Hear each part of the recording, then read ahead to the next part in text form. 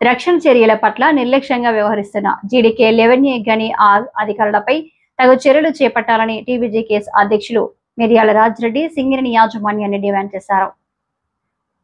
శనివారం ఉదయం Godavarikhani press club లో ఏర్పాటు చేసిన మీడియా సమావేశంలో యూనియన్ వర్కింగ్ ప్రెసిడెంట్ మాదాస్ రామ్మూర్తితో కలిసి మిర్యాల రాజిరెడ్డి మాట్లాడారు. ఒకే కుటుంబం, ఒకే లక్ష్యం, ఒకే గమ్యం అనే సింగరేణి నినాదం ఆచరణలో కాకుండా కేవలం ప్రచారానికి మాత్రమే పరిమితం అవుతుందని ఆరోపించారు. రక్షణ వసతులను, పరికరాలను సమకూర్చాల్సిన అధికారులు జీడీకే 11 గడిలో బాధ్యత రహితంగా వ్యవహరిస్తూ ఉత్పత్తి సాధనకు మాత్రమే ప్రాధాన్యం ఇస్తున్నారని విమర్శించారు. కార్మికులను ఇబ్బందులకు గురి చేసేలా వ్యవహరిస్తున్న అధికారుల వైఖరిని తీవ్రంగా ఖండించారు. ఇప్పటికైనా అధికారుల నిర్లక్ష్య వైఖరి మార్చుకుని కార్మికుల భద్రత దిశగా మెరుగైన రక్షణ చర్యలు చేపట్టాలని డిమాండ్ చేశారు. లేని ఎడల ఆందోళన కార్యక్రమాలు చేపడతామని హెచ్చరించారు.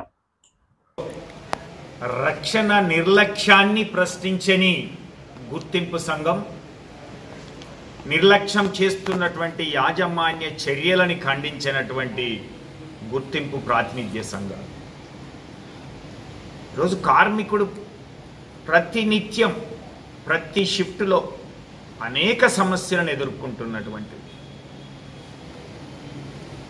ప్రమాదాల గురించి అయితేంది, వెంటిలేషన్ గురించి అయితేంది, నాణ్యత కలిగినటువంటి పరికరాలు పనిముట్లు లేకపోవడం అయితేంది, అలాగే ఇంకా ఇతరత్ర మెషినరీ ఇష్యూస్ కానీ ఇవన్నీ జరుగుతుంటే కూడా ఈరోజు యాక్సిడెంట్ జరిగినటువంటి దాన్ని కూడా నమోదు చేయకుండా నిర్లక్ష్యం చేస్తున్నటువంటి యాజమాన్య చర్యల్ని ఖండించినటువంటిది ఏఐటీసీ ఐఎన్టీసీ. ఈరోజు RG1 విషయంలో చూసినట్లయితే ఇంకా జీడీకే 11 అయినటువంటి హై టెక్నాలజీ, హై మిషనరీని ఉపయోగిస్తున్నటువంటి యాజమాన్యం అక్కడ రక్షణ అనేది లేనటువంటి పరిస్థితి ఏర్పడుతూ ఉంది. మనందరికీ తెలిసిందే, అక్కడ ప్రమాదాల పరంపర కొనసాగుతూ అనేక మంది హాస్పిటల్కి వచ్చే క్రమంలో చనిపోతుంటే అంబులెన్స్ని ఆందోళన చేసినటువంటి సందర్భంలో అంబులెన్స్ను ఏర్పాటు చేయడం అయితేంది, ఇక్కడికి వచ్చిన తర్వాత హాస్పిటల్లో సరైనటువంటి వైద్య ఆరోగ్య సంబంధించిన చర్యలు సరిగా లేక చనిపోయినటువంటిది అయితేంది.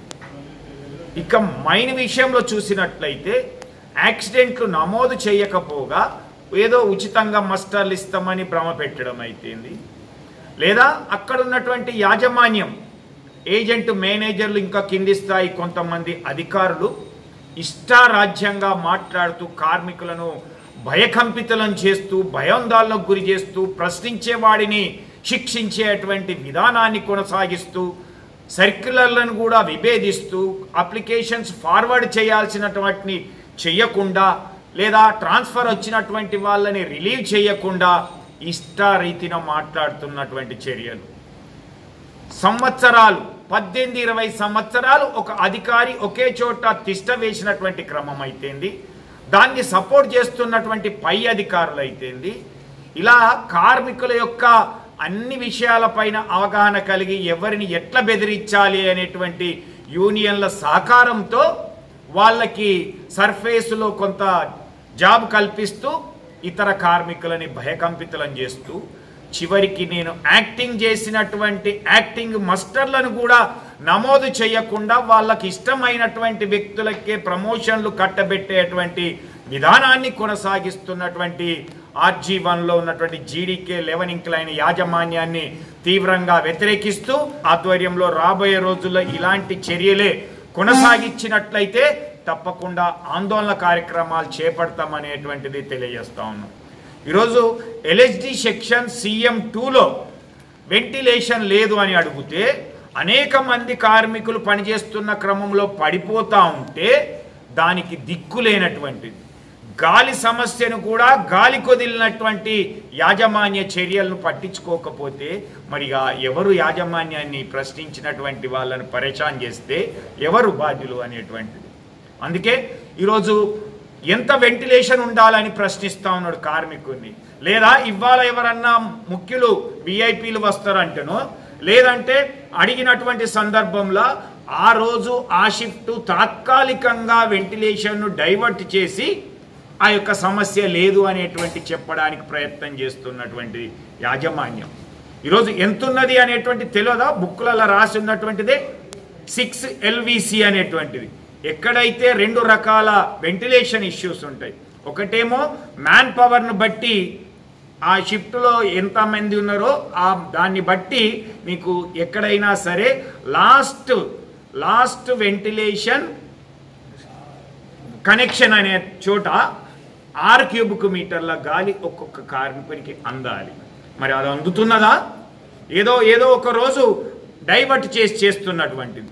లేదా ప్రొడక్షన్ విషయంలో చూసినట్లయితే 2.5 క్యూబిక్ మీటర్లు 1 టన్ను ఉత్పత్తి చేసినట్లయితే ఆ సెక్షన్లో నీకు LVC దగ్గర ఆ వెంటిలేషన్ ఉండాలి. రెండిట్లో ఏది ఎక్కువైతే అది ఉండాలి అనేటువంటి ఒక నిబంధనను ఈరోజు గాలికి వదిలేసి భయపెట్టి ఈరోజు ఇష్టారాజ్యంగా వ్యవహరిస్తున్నటువంటి లెవెన్ ఇంక్లైన్ యాజమాన్యం మీద C&MD గారు, డైరెక్టర్లు అందరూ కూడా దృష్టి పెట్టి చర్యలు తీసుకోకపోతే ఈ రక్షణ నిర్లక్ష్యం అనేది కొనసాగుతుంది అనేటువంటిది కూడా ఈ సందర్భంగా తెలియజేస్తూ దీనిపైన వెంటనే యాజమాన్యం స్పందించాలి అనేటువంటిది కూడా కోరుతాం. ఒకనాడు లెవెన్ ఇంక్లైన్ కానీ కార్మికులకు పుట్టినీళ్ళుగా పనిచేసింది. ఇవాళ కార్మికుల కష్టాలకు లెవెన్ ఇంక్లైన్ కానీ ఒక పుట్టినీళ్ళుగా మారిపోయింది.